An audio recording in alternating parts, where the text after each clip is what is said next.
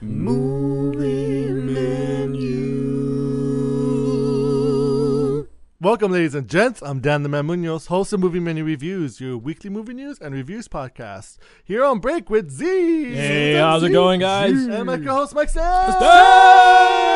So by now, this is our last break, and then next week we turn with a brand new episode. Yeah. I don't want to come back from vacation. It's though. okay. There's no movie news this week, so we're going to have an easy time, and we're just going to get straight into the review for The Visit, which I will not be hosting again. Z will be hosting, and me and Mike are going to be the film panelists. That's right. So, Z, here we go. Handing it over to you.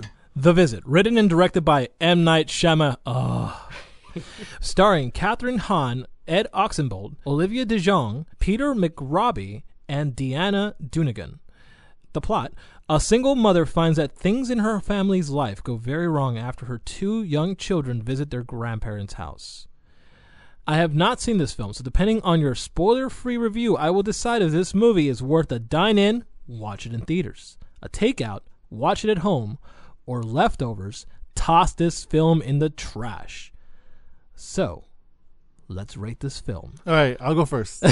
Stop right there. No. Mike, go first. No. I'm going to go first. Yeah, sure, go first. And I just have to say that there's multiple things that are going against me right now. It's M. Night Shyamalan. Well, the first thing there was M. Night Shyamalan. The second thing is a found footage movie. Yes. And the third thing is this movie's out in early September, which is never a good sign. So we're in agreement. This is leftovers. But no, this is a dine-in. This is a dine-in, guys. This movie is so much fun to watch. You know, it's Dan, definitely not. Like, you would not expect it to be M. Night Shyamalan. If you didn't know it was M. Night Shyamalan, you wouldn't expect it. But the fact that there's always this haterade, I should say, for M. Night, which I agree because I'm not a fan of M. Night.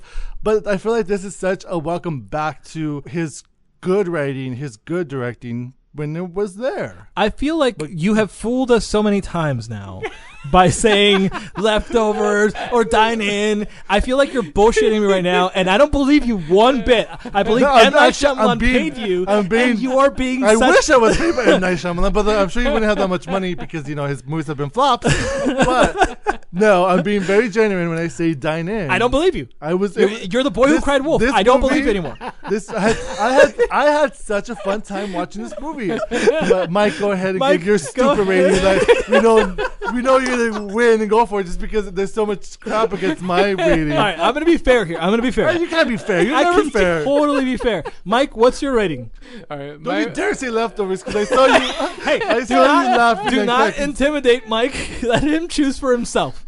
First, I'm going to say it's a takeout. Amazingly. Okay, good. Amazingly. Just barely. Just barely a takeout. That's what you're trying to say. No, not barely. He said amazingly. Yeah, just barely. Just barely. Okay. I have to say this is a step up for M. Night Shyamalan. But it's a step up from The Happening. Oh, yeah. So he set a bar really low. Well, no, because the bar went lower with it still went lower. The Last Airbender. Last Airbender. Yeah, that was a really way worse bad. movie than The Happening. Yeah. That's true. This is a way bigger step up. This is the first M. Night Shyamalan movie I have seen since The Happening. After The Happening, I refused to see any M. Night Shyamalan With movie. good reason. And Dan convinced me to go see The Visit. And the whole time, though, Mike already had like this preconceived notion with it.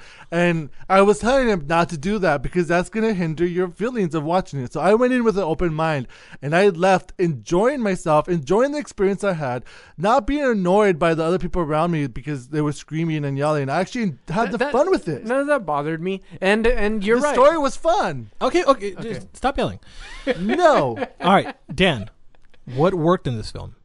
The child actors were so good. Okay. I believe them. I mean, I believe them as kids, which is funny because they are kids. They are kids. This film is basically a documentary of the oldest daughter. So the whole thing is that Catherine Hahn's character, the mom, had left her parents when she was 19 and they hadn't seen her parents since. And she's obviously like in her like late 30s, early 40s. The grandparents found the mother online and they wanted to have a relationship with the grandkids. Sure. So the mom sends her kids to spend a week with her grandparents. Mm-hmm. And so the daughter wanted to document the whole experience because she wants to, do film and stuff. But she also had this underlining agenda for it, which I won't give away. And the kids were so good. And the reason why it was documented found footage movie didn't annoy me. It annoyed me. Okay. All right. So that's what didn't work for you. Why didn't it work for you? First, the way M. Night Shyamalan had written these child characters did not seem like real children to me. Oh. They in both like the Which isn't fair to say, but go on. in both the emotional intelligence, like it was basically like kids were too it was smart. basically if you got two kids and told them to act like adults. Okay. And like I understand, of course, there's like precocious teenage girls that want to try to spit out as much words they read in the dictionary as they can. But this isn't a teenage girl. This is some guy like. Yeah, it was very transparent to me. It's M. Night Shyamalan in a way. Yes, it is. See, Z, you appreciate Gilmore Girls. I do. And then there's writers that did Dawson's Creek that make the kids sound smarter than Yes. normal kids. And I was like, wait, what's so bad about that? Yeah, okay. It's a movie. it's- The one thing that I have about movies is once I watch a film, my suspension of disbelief is so vast that I believe everything they tell me. That's Now, not my fault. That's that. No, but because I believe the That sounds rules. like a personal problem than anything else. But okay. That allows me to like immerse Okay. myself and watch the movie. All right, okay. What else worked for you, Dan? Well, the acting was great. The story could have easily gone in so many different ways that would have been super cheesy, super lame, and annoying. Yeah. There's a reveal, and I'm not going to give it away, Sure. but the reveal has a big payoff, and it's really, really well done. Okay. And Mike, you have to agree that there was a payoff there. Well, I'm going to ask Mike, did the payoff work? Yeah, the payoff did work. I do agree with Dan with both points. Despite the mediocre writing, I do agree with you that the actors did do a great job, and that I did enjoy the reveal in the end. Okay. Now, I have no problem with, home footage. I don't have a problem with that. I have a problem with its limitations, which is when something goes wrong, you drop the camera and you run. That's one of my issues. Is that what happens in this film? Yes. Okay. Way more. There's so many unnecessary jump scares Yeah. that just don't make any sense. Okay. There's a lot of situations where like people are unnecessarily carrying the camera somewhere. Well, that's like, not well. but it's a part of it though. Yeah, like, that's- like if you. But as Dan had mentioned, if you just kind of accept it, then it's okay. But I had a hard time going into it. It's like why is that person carrying the camera to this place? That doesn't make any sense other than for there to be a shot of that. Yeah, there's okay. no other reason to do that. Yeah, you It put the doesn't camera make down. It doesn't make any sense at all. Okay. You know. Dan, what do you think about the trope? I do want to go But into. it's like a debate. This is totally a debate. Okay, let me You guys are talking up amongst you guys are talking over each other. I have to treat this like a debate. So, Dan, did the trope work? I've talked to this with Mike many times, especially we talked about it in our review for The Gift. I hate jump scares. I think jump scares are lazy filmmaking. That's exactly. But no, for this one, I agree. I never got scared. Because this movie, I didn't get scared. It's a thriller. To me, more of a thriller. It's more of like a psychological thriller, what's going on. Okay. It's not a horror movie. To me, it wasn't horror. I wasn't scared once. Mike did jump once, though. I did. seem scared. I did. Which was but funny to watch. That doesn't say much though. I'm like, Yeah, hold on. We're not just You have now done a personal attack against Mike. Mike, me jumping for a jump scare does not mean anything. It's just a It means you're a wuss. this is like the. Did I jump it all? This is like a total debate. Stop talking, guys. The two stupid jump scares that are in The Gift, I jumped. That's retarded. Why did I jump for like the scene where like the girl has a nightmare of like him like on the other side of the shower? I know, that was really stupid. Okay. Why did I jump during that? It doesn't mean it's scary. I don't know why, but like jump scares get me every time. But it doesn't mean that I enjoy the jump scares. That's true, yeah. It just means that it affects me. Yeah, It's it like just means that they shocked you, but Yeah. shocking does not mean that they did their Yeah, job. yeah. All right, this movie is supposed to, I'm guessing, be a horror movie. Is it scary? To me, it's more of a thriller than. It'll be scary for like. There's really good tension that M. Night Shyamalan built, and I guess It'll be scary for like middle schoolers. This movie also, it states in the IMDb that this is also a comedy. Yeah. I there's read a that. lot of funny parts. Okay. There's- The youngest son. Is this Cabin in the Woods type of like? No, it's not self-aware. Not self-aware. No, Okay. no, not at all. But the youngest son is so funny in the movie. Okay. He just tries to be like the man and be cool and Sure. be, like basically there's a whole scene or a couple scenes where he raps. And it's like really ridiculous, but it's very charming and very funny at the Okay. same time. All right. This movie, another reason why I liked it was because it was like a modern adaptation of Hansel and Gretel. And that's all I'm going to say. That's what it looks like. All right, Mike, any last words? I do have to admit that it was better than I expected it was going to be. Okay. Yeah, I immediately went into the theaters thinking to myself, this is going to be a Leftovers, and that the review is just going to be me and Dan trash talking about how it's a Leftovers. Can I say something real quick? Go ahead.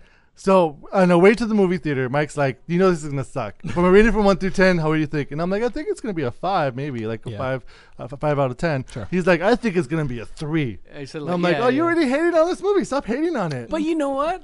I had the So same. what would you rate it on the scale from 1 to 10 now that you saw it? Now that I saw it, like I guess like a 5 or a 6. Okay. Bam, Okay. higher than that. I understand. Dan is the underdog here. I'm sure Z, hearing exactly what I heard before watching the movie, like M. Night Shyamalan, found footage, no. But I have to say that, M. Night Shyamalan is improving. And I will watch his next film. Okay. That's what he got from me. It Follows. How does it compare? It Follows is Well, better. It Follows is better. Okay. Yeah, All right. yeah. So clearly this movie's worst. So if you didn't like It Follows, Then it's going to be below that. All right. So here's the thing, Dan. I'm very apologetic to you, but I have shelled out enough cash to M. Night Shyamalan that I never want to give him my but that's money. not fair. But here's the thing: I will watch this movie. I will want to watch the movie at home, but not at a theater. Because honestly, like M. Night Shyamalan, Okay, just to say the film experience in the theaters He ruined- is so much fun. but he ruined this is not a Avatar: The movie- Last but this Airbender. is a I'm movie sorry. that's not going to be ruined. Honestly, I don't feel like this is the type of movie, and I guarantee that the audience will react the same way, where people are not going to want to go watch this because he's Word of mouth. He's Word the of mouth equivalent will get to it. of having a boyfriend that hits you. It's like he's hit us so many times, we just don't believe him anymore. So, I mean, I'm just going to go ahead and say that But that's what I'm here to tell you that don't fall for it. Don't fall for this pass. You're going to be missing out on an actual fun movie. it'll be different this time, I swear. It is different this time. We have the proof. Even Mike said that he'll watch the next movies. That shows that something has gotten better. Yeah. yeah, something has gone better. What do you think? What do you think got better? I was watching an interview with Jason Blum. He was actually like courting M. Night Shyamalan to be on Blumhouse Productions. That's good. And he was trying. Yeah. He was trying really hard, and he finally convinced M. Night Shyamalan. He said, "Look, with the micro budget, you're gonna have way more creative control in this." Yeah. I believe it was like a $5 million budget for Wow, the visit. okay. So it made me wonder, like that. I mean, I do blame M. Night Shyamalan for the happening, but I wonder, like, what else was at fault for that? Well, But I'm kind of starting. I'm like, okay, he's in more of control of something, and it's better. So I'm like, maybe if he continues on this path, maybe he's gonna start coming back. I mean, Hopefully. my biggest concern with M. Night Shyamalan has always been that he didn't have a good editor to tell him that's not the shot you want. So maybe that's something that he actually got out of this, was that somebody was telling him that's not what you want to do. Well, the interesting thing is that I read somewhere that he actually made 3 different versions of the film. Really? He made the one that we saw, the theatrical version. He made a pure comedy version, Oh, and he made another version that was a pure horror version. huh. And I thought that was really interesting. Yeah. And he said that the theatrical version is like the balance between the comedy and horror as best he could. That's wow. that's very clever. Yeah, so I was like, okay, maybe all maybe right. maybe he's got it. Maybe he's coming back. I still feel like he's not on his game yet. Yeah. He still followed the same tropes, like as some of his earlier films, with like just the way he writes, like kids, he makes them like just unrealistic to me. Yeah. And also the way he uses personality traits to like fulfill an arc of a plot line. Yeah. And he does that with this too. Okay. So Yeah. it's like, okay, all right, that's fine. Yeah. Whatever. But that was an I'm enjoyable part of I'm the, sticking to Takeout. I'm sticking to it. That's- No. It's not. So that's not even about our reviews. It's just your whole preconception about M. Night Shyamalan. It's Well, causing you to be. But Z's like me, he's still gonna see it. yeah, though. yeah. I'm still gonna see it, Dan. He's just not gonna pay $12, and I don't blame him. I don't think he should pay $12. Yeah, but you should definitely like wait at the very least for like the second week. Don't rush to watch this. Walk your way there and just make sure that you, I guess, leave all preconceptions at the door, but with the knowledge that in fact it might just be the same tropes that M. Night Shyamalan likes to stick to. Okay, Dan. Thank you for listening. Make sure to check out MovieMenuReviews.com for movie news and reviews. Also, like us on Facebook, follow us on Twitter and Instagram. Subscribe to our YouTube channel. We have video reviews on that channel, so make sure to check that out. We'll be back next week for an all-new episode. Another thing we should mention is that we also got a free t-shirt that we want to give away to you listeners. You got to make sure to comment on our Facebook page and must like it. The Visit Mike 1. That's what you just have to say. The Visit Mike 1. Thank you and goodbye. That was a losing battle for Dan. That's why I wanted to go I first. gotta give it up for Dan for trying. No, well, that's why I was trying to make it a debate so you guys didn't like overreach on anything. No, but you know what? I'm glad that you enjoyed it. Dan. I did. I'm surprised I enjoyed it so much as I did. And I'm glad you convinced me to go watch it with you because it was better than I thought it was going to be. You lose, Dan. Bullshit rating. Bullshit rating.